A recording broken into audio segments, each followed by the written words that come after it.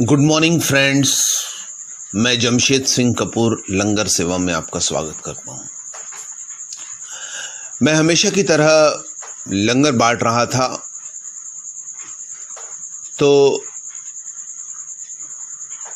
मुझे बरसात से बचने के लिए लंगर बांटते हुए मैं एक ब्रिज के नीचे से जा रहा था। एक लंबा ब्रिज था, करीबन 3 किलोमीटर के आसपास लंबा। उस ब्रिज के नीचे से मैं जा रहा था, तो मैंने देखा कि उस ब्रिज के नीचे एक रिक्शे वाला अपने रिक्शे में सो रहा था। तो मैंने उस रिक्शे वाले को जगाया और उसको पूछा कि क्या आपने खाना खा लिया? तो उसने नींद से जागते हुए कहा, नहीं बाबूजी, मैंने खाना नहीं खाया। तो मैंने उस रिक्शे वाले से लंगर की पेशकश की और उसने स्वीकार कर लिया और वो लंगर खाने लगा। उस रिक्शे वाले का नाम बशीर खान था। दूसरे दिन रूटीन लंगर बांटते हुए वो रिक्शे वाला फिर उसी जगह मुझे मिला और वो रिक्शे वाला जो है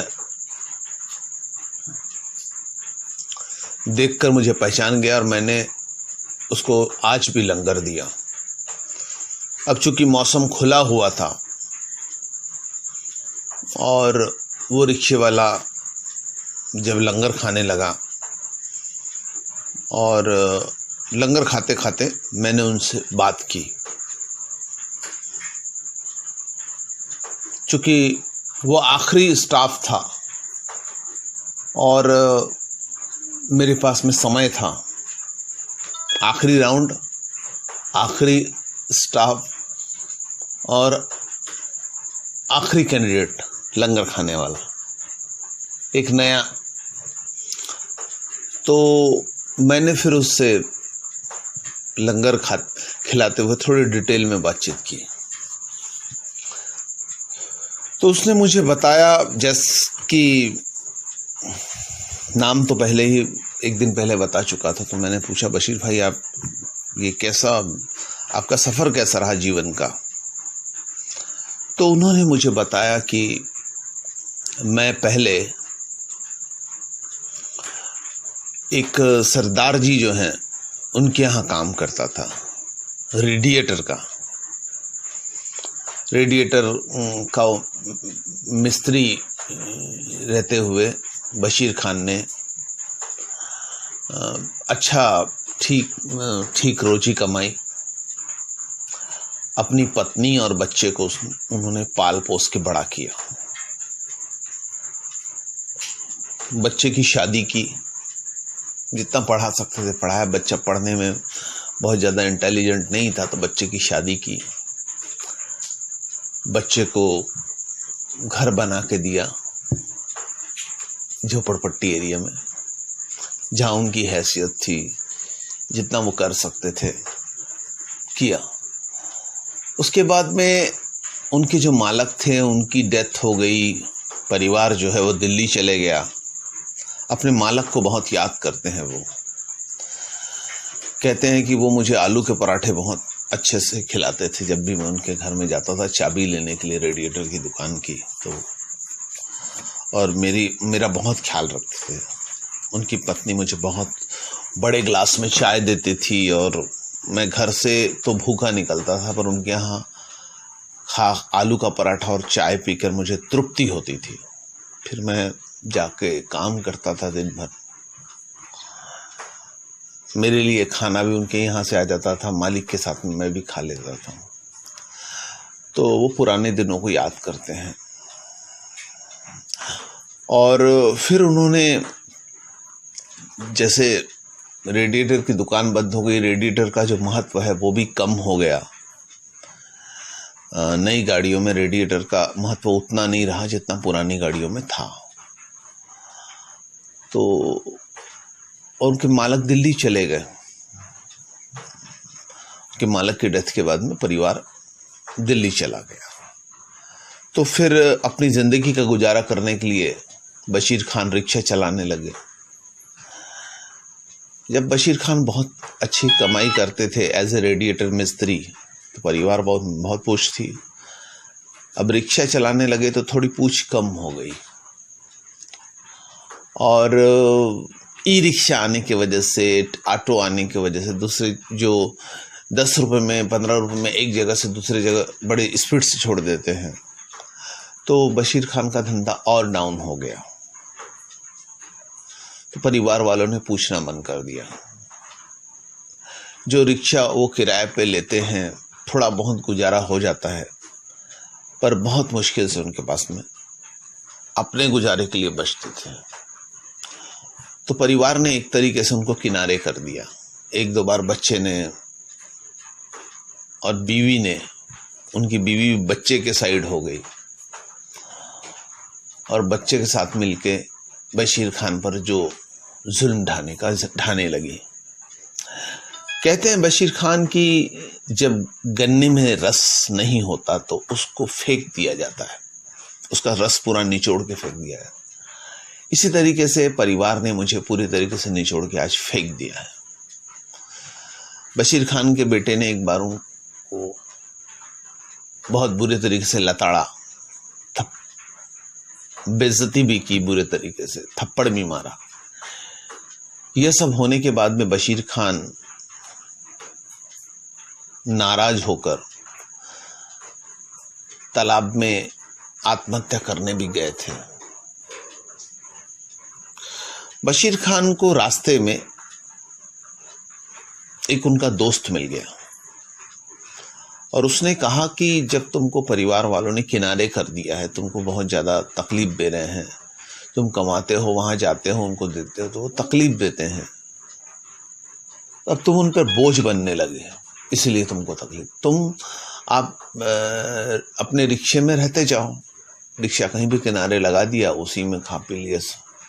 ऐसे मैंने कई किरदार देखे जो रिक्शे में ही सोते हैं। शायद हो सकता है उनका ऐसा ही कुछ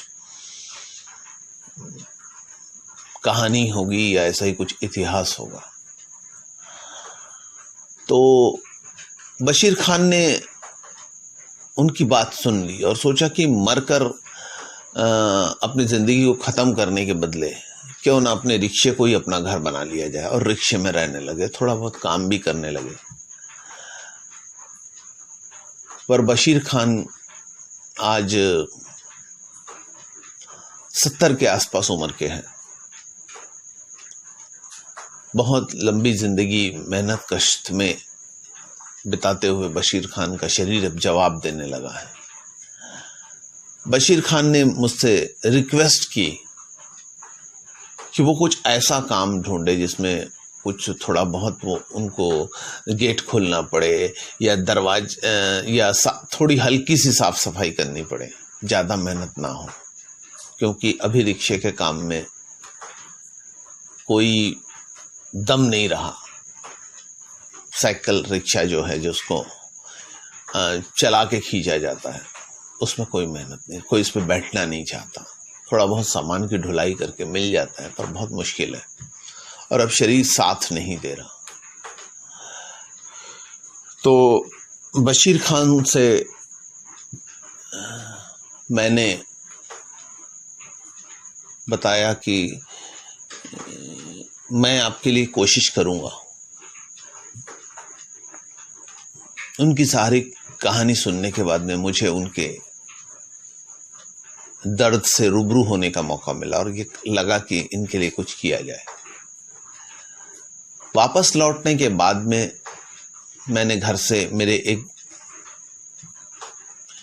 ज्योतिष के यजमान हैं जिन्होंने बहुत ऊंचाई पर सफर तय किया है, एक छोटे से होटल से बहुत बड़े होटल तक, उनसे मैंने रिक्वेस्ट की, उनका हाईवे पर होटल था, कि ऐसे ऐसे कोई किरदार है,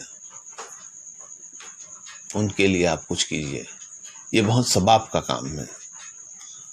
बहुत नेक काम है। आप पैसा मत देखिए कि ये आदमी अपने लिए क्या करेगा। आपका हाईवे पर बहुत बड़ा होटल है, आप उस होटल में इनको छोटा सा कोई जगह दे दीजिए। तो उन्होंने मुझसे कहा कि मैं, जैसे बशीर खान का कहना था कि मुझे सिर्फ थोड़ा बहुत मैं काम करूँ और खाने को मिल जाए तो ठीक हो जाएगा, मेरी ज़िंदगी थोड़ा इज्जत से कट जाएगी। पेट के ही लिए आदमी कुछ करता है, और बशीर खान भी वही कर रहे थे।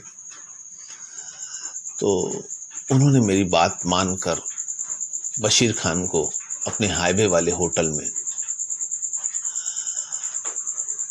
हल्का सा काम भी दिया, रहने भी दिया, और साथ में एक रिस्पेक्टेड अमाउंट का पेमेंट भी रखा। उन्होंने कहा कि हालांकि उनको पेमेंट की ज़रूरत नहीं है, पर मैं उनके खाते में वो पेमेंट रखूँगा। इनको कोई तकलीफ हो गई, तबीयत खराब हो गई, कुछ खराब हो गई, तो उसमें उस पेमेंट से इनका इलाज वगैरह भी किया जाएगा उन्हीं के लिए। और बशीर खान की ज़िंदगी जो नर्क से भी भयानक स्थिति में थी, उस होटल में जो हाईवे पर था और 24 घंटे चलता था, वहाँ काम मिलने के बाद में थोड़ी सुकून भरी हो गई। और आज बशीर खान रेस्पेक्ट से अपनी ज़िंदगी जी रहे हैं। उनके साथ में कोई अपना नहीं है ब्लड रिलेशन वाला, पर उनको लगता है कि उनके साथ में खुदा है। धन्यवाद।